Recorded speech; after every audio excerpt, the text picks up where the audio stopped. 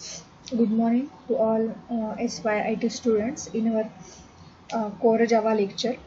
So last time ला आपण Core Java मधला एक सिंपल प्रोग्राम बघितला होता. सो आता दुसरा एक असा छोटासा प्रोग्राम बघणार आहोत, a second short program. So you should call this file as example 2.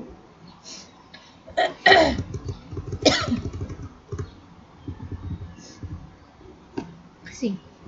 So this example starts from here, this program. आता ह्याच्यावर लाईन्स दिसतात, या कमेंट्स आहेत.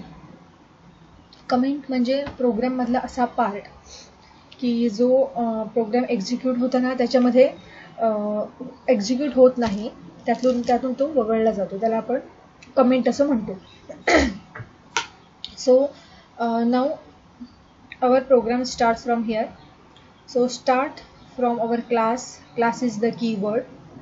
Example 2 is our class name, and our first rule is what? The class name starts always with capital letter. So that's why example E is on capital letter. So next there is a main method, that is public static void main string args. So this is our main method. Next our main body start, that is integer num. Int means the data type integer, so int num is the variable which have the data type integer, so this declares a variable called num. Next one is num equal to 100. This assigns num the value 100. आता हा जो programme आहे तो line by line me explain करणार आहे. So first कुठलाही जावाचा programme start करताना, core जावाचा, आपण क्लास या वर्ड पासून स्टार्ट करतो. सो क्लास हा काय झाला? क्लास हा त्याचा कीवर्ड झाला आणि त्याच्यासाठी तो आपण स्मॉल लेटरमध्ये लिहिला आहे. नेक्स्ट आपल्या प्रोग्रामचं नाव आहे एक्झाम्पल 2. सो रूल्स प्रमाणे आपला जो क्लास नेम आहे, ज्यालाच आपण प्रोग्राम नेम असं म्हणणार आहोत, त्याचं पहिलं लेटर हे ऑलवेज कॅपिटलच असतं. सो म्हणून इथे ई हा तिथे कॅपिटलमध्ये आहे. नेक्स्ट आता इथे क्लासचा ब्लॉक चालू झाला, तो आपण कर्ली ब्रॅकेट्सने स्टार्ट केला. सो इथे कोर जावामध्ये आपण ऑलमोस्ट सगळे जे ब्लॉक्स आहेत, क्लासेसचे जे ब्लॉक्स आहेत, ते कर्ली ब्रॅकेटने स्टार्ट करणार आणि कर्ली ब्रॅकेटनेच एंड करणार. सो आता इथे एक्झाम्पल 2 हा जो क्लास आहे, याचे जे ब्रॅकेट्स आहेत किंवा याचा जो ब्लॉक आहे तो इथे कर्ली ब्रॅकेटने मी स्टार्ट केला. नेक्स्ट आता बघा एक लाईन आहे, ज्याला मी म्हटलं होतं मागच्या प्रोग्राममध्ये ही आपली मेन मेथड आहे, that is public static void main string args. ही आपल्या प्रोग्रामची मेन मेथड आहे.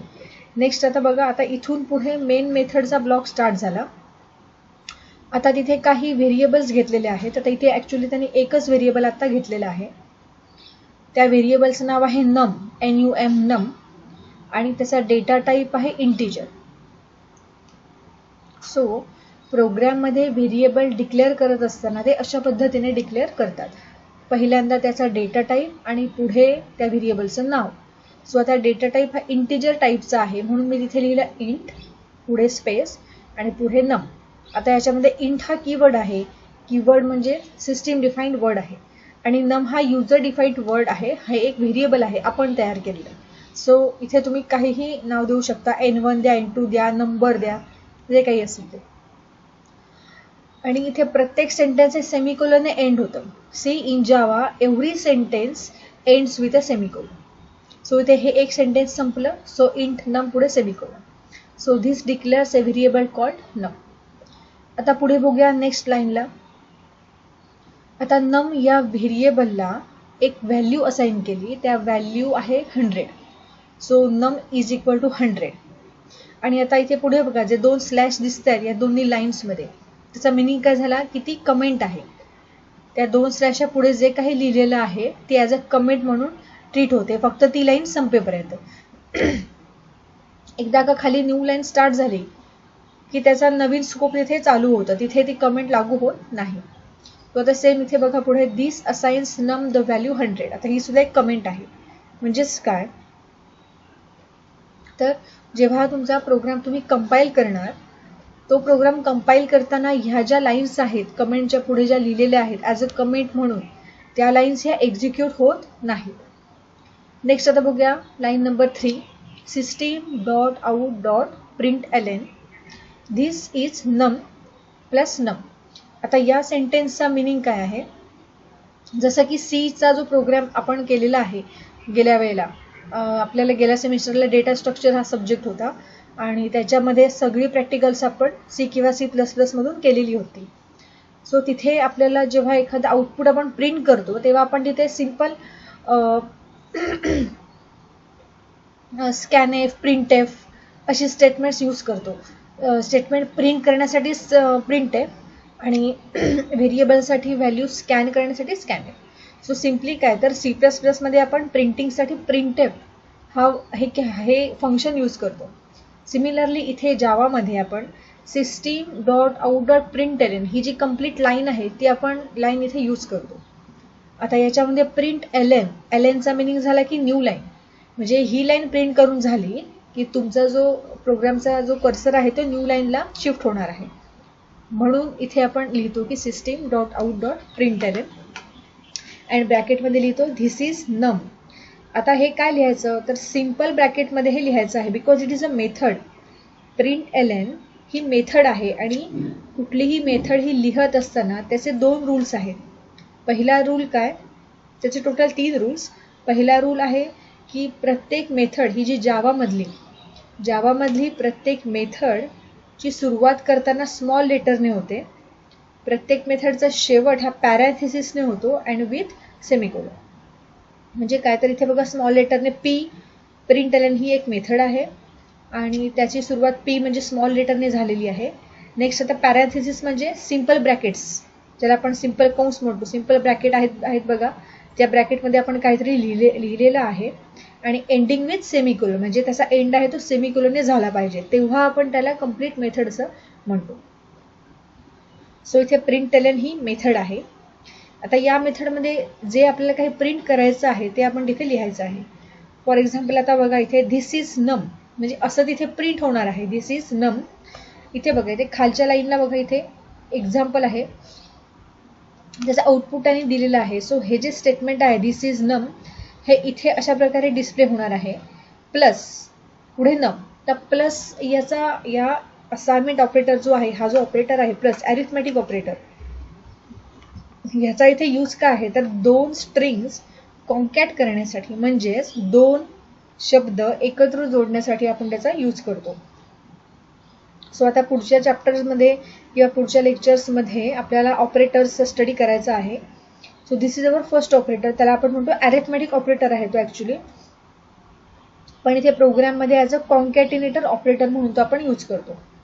सो इथे आलं 100 का तर नम इज इक्वल टू 100 ही व्हॅल्यू आपण त्याला इथे असाइन केलेली आहे. सो म्हणून पहिल्या लाईनला जेव्हा आपण प्रिंट केलं धिस इज नम आणि पुढे नम ही व्हॅल्यू प्रिंट केली तेव्हा ती 100 अशी आली. नेक्स्ट आता बघूया पुढच्या लाईनला, इथे नम इक्वल टू नम इंटू 2, म्हणजे काय तर इथे नम हे जे व्हेरिएबल आहे त्या व्हेरिएबलची व्हॅल्यू किती आहे 100 आहे. सो ती व्हॅल्यू आपण आता इथे चेंज केली. काय चेंज केली तर नम इंटू 2 म्हणजेच काय तर 100 इंटू 2 आन्सर इज 200.